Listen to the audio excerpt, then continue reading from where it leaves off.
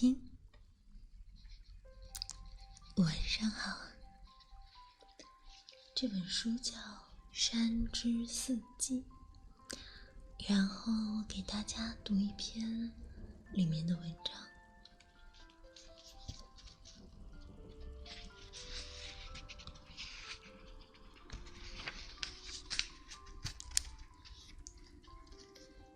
山，雪，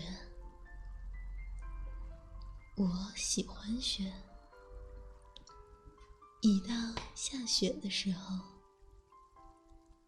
我就从房子里跑出去，感受雪花从头顶将我覆盖。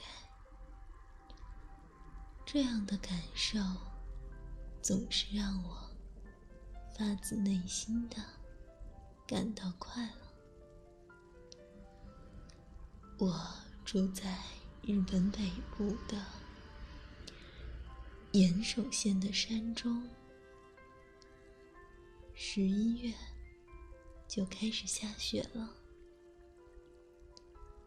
到了12月，已经是白茫茫的一片了。我住的小溪积雪最多只能达到1米，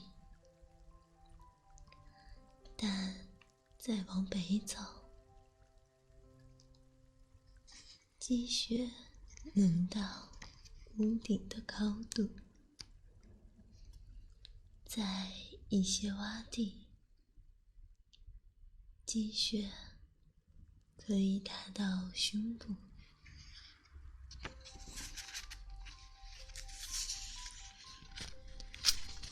小屋啊，在景山的一旁，离村子只有400多米。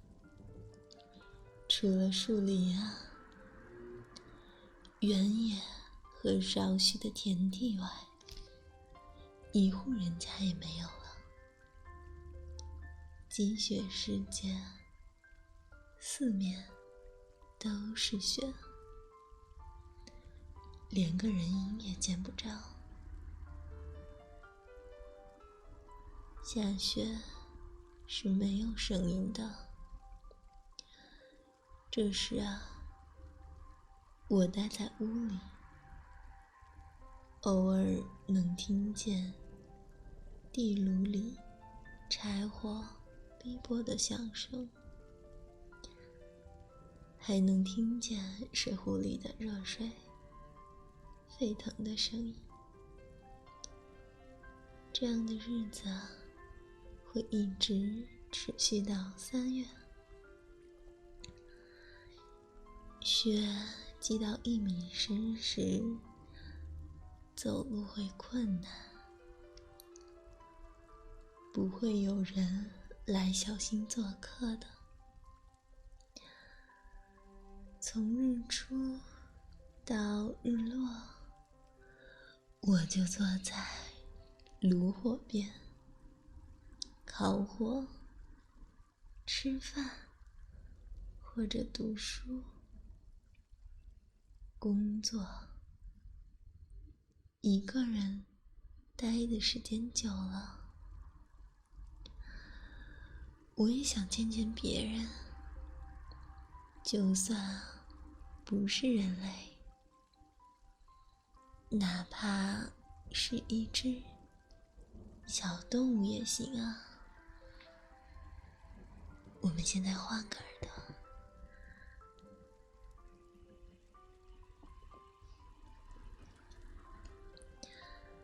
每到这时啊，啄木鸟的出现总是让我感到愉悦。它们夏天不出现，秋冬却一直待在这一带。在小青蛙呀，咚咚的啄柱子，或者找木柴堆里的小虫为食。响亮的啄木声不知疲倦，就像客人急切的敲门声，让人想去回应。有时啊，咚咚声在这边响着，过一会儿却又扇动翅膀，飞到了别的柱子上去。我正想问啊，这儿有没有虫子啊？它们叫着叫着飞走了。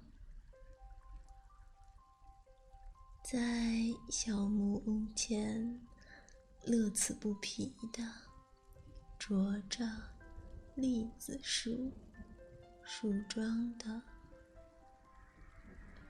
主要是绿啄木鸟和大斑啄木鸟。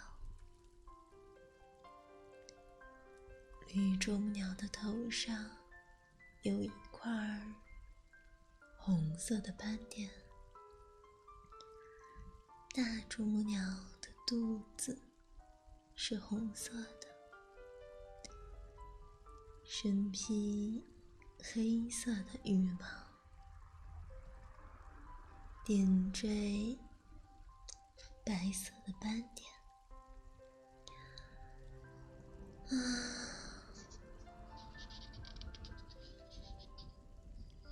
在清晨和傍晚的时候，它们就在窗外开始忙活了。振翅的声音很近，近的就像在我的枕边。会的，不由得让人心生怜爱。每天我都被小鸟叫醒，揉着眼睛从床上醒来。